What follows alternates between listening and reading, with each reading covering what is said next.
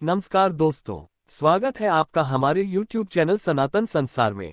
दोस्तों, आपके नाखून काटने की आदत कहीं आपकी किस्मत के दरवाजे तो बंद नहीं कर रही। कहीं आप इस दिन नाखून तो नहीं काटते और नाखून से किसी ने आपको अपने बस में तो नहीं कर लिया है। जी हाँ दोस्तों, आश्चर्यचकित मत होइए, आपके नाखून से कोई भी आपको अपने वश में कर सकता है। क्योंकि तंत्र मंत्र की विद्या में नाखून और बाल वशीकरण के लिए सबसे सिद्ध माने जाते हैं। तो अगर आप नाखून काटते समय यह गलतियां करते हैं तो आपका दुर्भाग्य आपका पीछा कभी नहीं छोड़ेगा। इसके साथ ही अगर आप दुनिया को अपने इशारों पर नचाना चाहते हैं तो नाखून काटते समय यह सावधानियां जरूर कीजिएगा और नाखून को कचरे में फेंकने की जगह पेड़ की जड़ में डाल दीजिएगा, तो पूरी दुनिया आपके सामने घुटने टेकने पर मजबूर हो जाएगी। फिर कौन से पेड़ की जड़ में डालने चाहिए आपको अपने कटे हुए नाखून? अगर आपके मन में भी यह सवाल है तो वीडियो को अंत जरूर देखिएगा। दोस्तों, वीडियो को लाइक जरूर करें जिससे कि कृपा आप पर सदैव बनी रहे।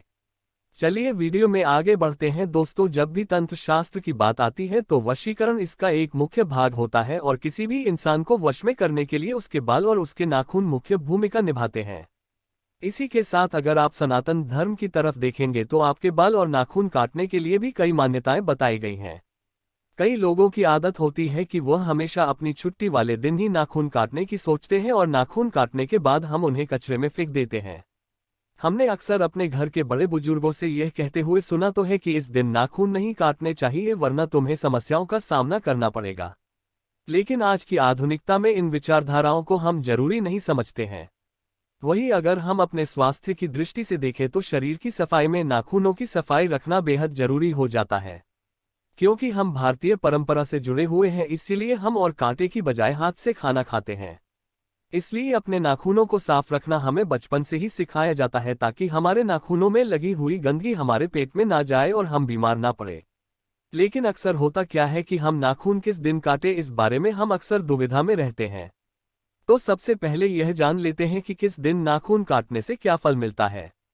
तो दोस्तों, एक सप्ताह में 7 दिन होते हैं जिनमें से अगर सोमवार को हम अपने नाखून काटते हैं तो सोमवार को मन का कारक माना जाता है और हमारे मन का संबंध हमारे शरीर से होता है। तो अगर हमारा मन पवित्र रहेगा तो हमारा शरीर भी स्वस्थ रहेगा। तो अगर आप सोमवार के दिन अपने नाखून काटते हैं तो हमें अपने तमोगुण और राक्षसी गुण से मुक्ति मिल जाती है। इसी के साथ मंगलवार हनुमान जी का दिन माना जाता है और यह दिन भी होता है, इसीलिए हमारे घर के बुजुर्ग मंगलवार के दिन नाखून काटने से मना करते हैं। लेकिन दोस्तों, शास्त्रों में कहा गया है कि अगर आप मंगलवार को नाखून काटेंगे तो आपको अपने कर्ज से मुक्ति मिल जाती है और कर्ज से जुड़े वाद विवाद या कोर्ट कचहरी के चक्कर से भी बचा जा सकता है। साथ ही अगर आप बुधवार को अपने नाखून काटते हैं तो आपको धन लाभ होने की संभावना कई गुना बढ़ जाती है।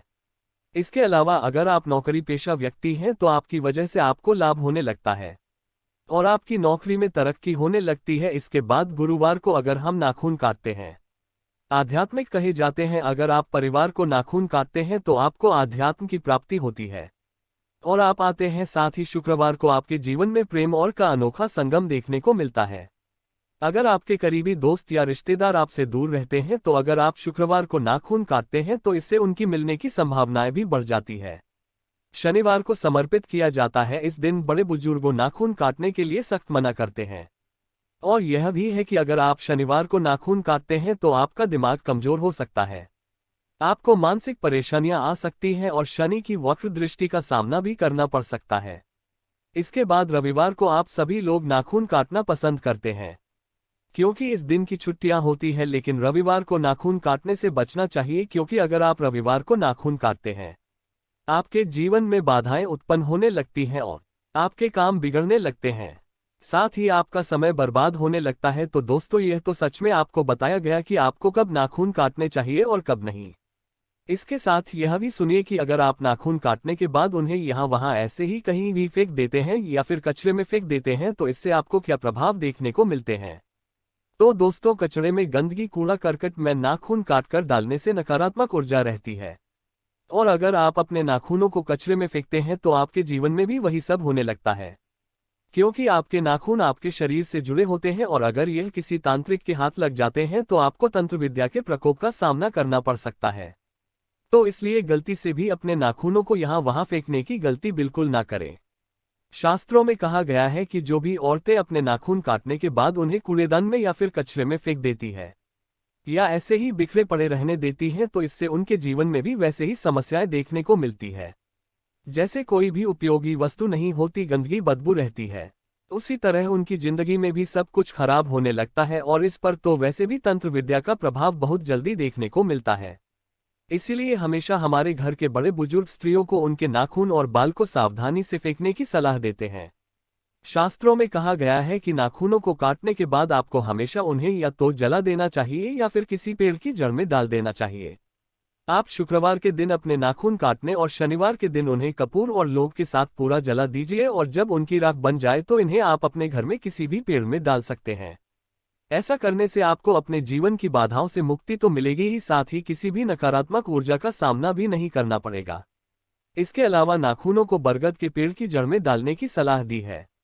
बरगद के पेड़ को सीता माता का वरदान प्राप्त है, और बरगद का पेड़ एक ऐसा पेड़ है जो सबसे तेजी से और मजबूती से बड़ा होता है और लंबे समय तक जीवित रहता है। अगर आप अपने नाखूनों को काटने के बाद बरगद के पेड़ की जड़ों में डाल देंगे, आपको बरगद के पेड़ की तरह ही फल देखने को मिलेगा।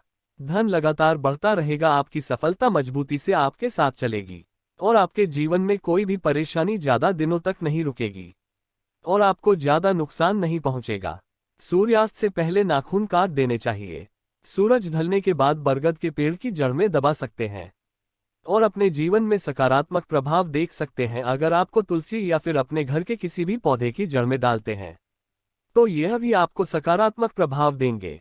कभी भी नाखूनों को कचरे में या फिर किसी गंदी जगह या नाली में फेंकने की गलती ना करें, वरना आपको अपने जीवन में परेशानियों का सामना करना पड़ सकता है। इसीलिए अगली बार आप जब भी अपने नाखूनों का दिन का विशेष ख्याल रखें और नाखून काटने के बाद उन्हें समेट कर रख लें और बाहर जाते समय किसी भी बरगद के पेड़ की जड़ में दबा देंगे। अगर आपको बरगद के पेड़ की जड़ नहीं मिलती तो आप अपने घर के ले में भी दबा सकते हैं। साथ ही आप और कपूर के साथ भी जला सकते हैं, इससे आपको कोई भी नकारात्मक प्रभाव नहीं देखने को मिलेंगे। दोस्तों, अब आपको समझ आ गया होगा कि नाखूनों को काटने के बाद हमें क्या करना चाहिए और क्या नहीं। अगर आपको यह वीडियो अच्छी लगी हो तो कृपया चैनल को सब्सक्राइब करें। धन्यवाद।